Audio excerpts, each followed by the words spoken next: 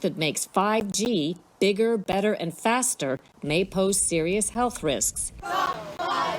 This week, the hurry and the worries about 5G. So there really is no research ongoing. We're kind of flying blind here. Is Senator Blumenthal correct that we're flying blind? You're just a quiet country doctor. You don't really do very much. It is very much the opposite. In Michigan, 1.7 million people lack access to primary care services, and there's a dire forecast ahead. We're going to be short somewhere up to about 130,000 doctors. We examine doctors on the decline in rural America. I'm Michael Bennett. Elizabeth Warren. Amy Klobuchar. With less than 5 months before the first presidential caucuses in Iowa, candidates are working the midway to make headway with voters. I recognize you from TV. We take you to a place where old school politics shape the next presidential election.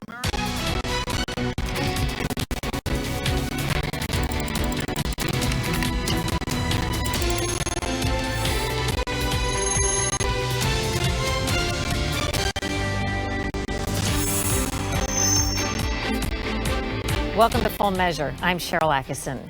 Maybe you've heard about exciting new 5G technology that promises to make our connections to the internet and all of the things connected to the internet faster and better than ever. Like other cell phone technology, 5G emits radiation. 2 federal agencies recently said the available scientific evidence does not support the idea that 5G emits enough radiation to hurt people. But some scientists disagree.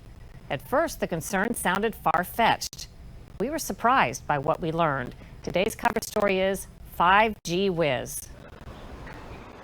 Chances are you haven't met many people like Professor Martin Pall. Is it true that you do not carry a cell phone? Yes, I don't carry a cell phone. How do you possibly communicate in today's world without your cell phone? I use a wired mouse. I use the wired connection from my computer to my printer. And so everything's wired. And I even have a shield over the screen so that I get less EMS from the screen. So there are ways of protecting yourself.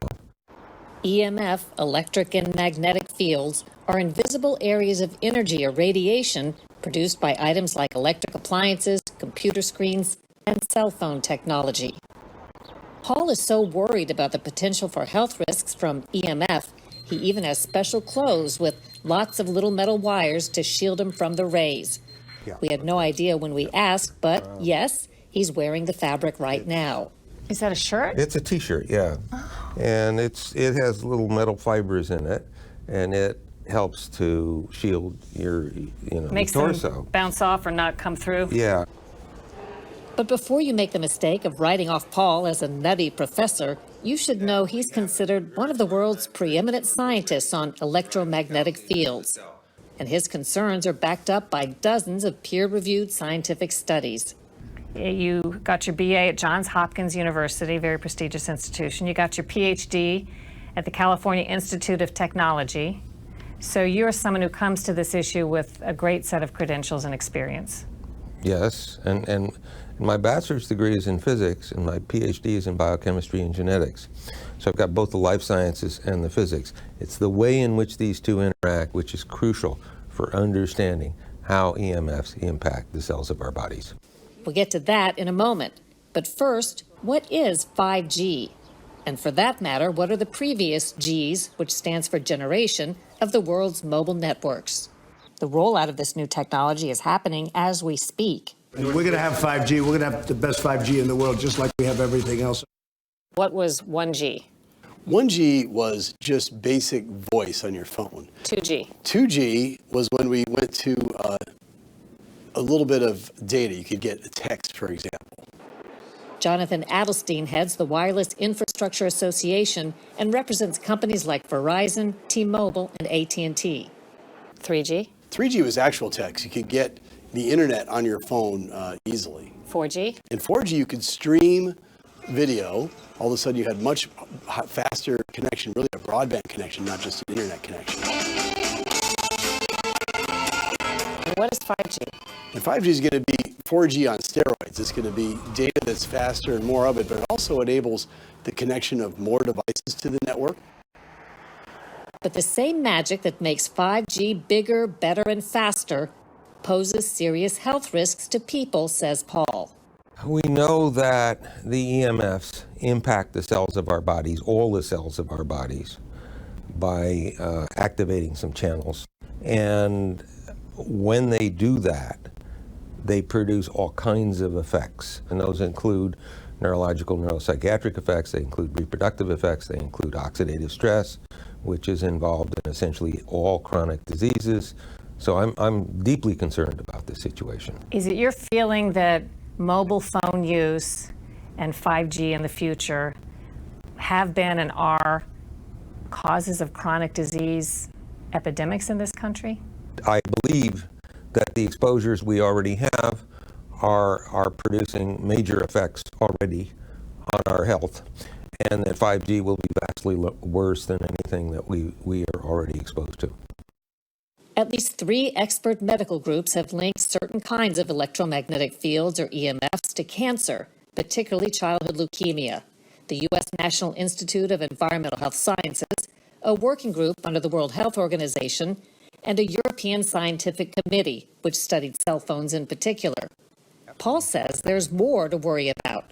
What's been shown is you get depression, I can't sleep, I'm tired all the time, I'm depressed, I've got headaches, I can't concentrate, I'm anxious. All the things that everybody complains about now, we know are caused by EMF exposures. And not just one type, but multiple types of EMF exposures.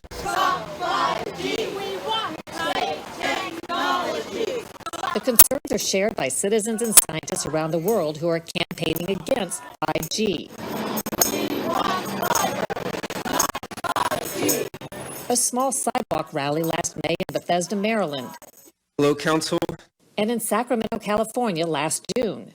These antennas are being installed without our permission, without any warning at all. Many of us do not want to be guinea pigs in this experiment, but we apparently have no say in the matter. Still, U.S. regulators insist there's nothing to fear. After reviewing hundreds of studies, the Food and Drug Administration recently told Congress the current safety limits for cell phone radiation remain acceptable for protecting the public health.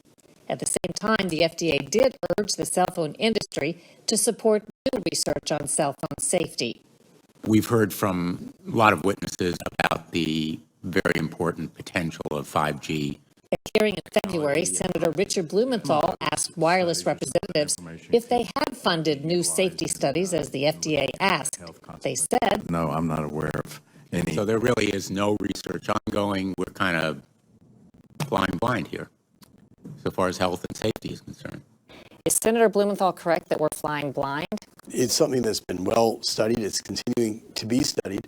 We follow all the guidelines of the World Health Organization. We defer to the scientists as the industry who say it's safe. You can't ever, prove a negative, but there have been no indications of any problems. Let, the government do whatever it needs to do to set the strongest possible guidelines, and the industry will adhere to them. How do you explain them saying the science doesn't exist, that there's nothing that gives us cause for concern? It's all corruption. There's no other explanation. I think there are at least 25 different reviews that have been published on this over the years. You're implying that the industry, the telecommunications industry, is so powerful here in this country. Is that a reason you think why our government hasn't commissioned these studies and isn't talking about it? I can't figure out any other reason. Whatever the case, 5G deployment in the U.S. is moving full steam ahead. 5G for mobile phones is already being deployed, with broader expansion coming in 2020, especially in big cities. Supporters say there's no reason to think it's dangerous. Critics say there's no evidence it's safe. It strikes me that there is probably zero chance we're going back from the technology that creates this kind of exposure. We need to dramatically decrease exposures. We are taking risks of the sort that no rational society can possibly take. And we're doing this blindly and in my judgment, with absolute stupidity. The FCC has been criticized for not updating cell phone safety standards since 1996. But FCC officials insist there's nothing special about 5G and that the higher frequency signals used to deliver it pose no health risk. Ahead on Full Measure, a healthcare crisis you haven't heard about. Is rural America running out of doctors?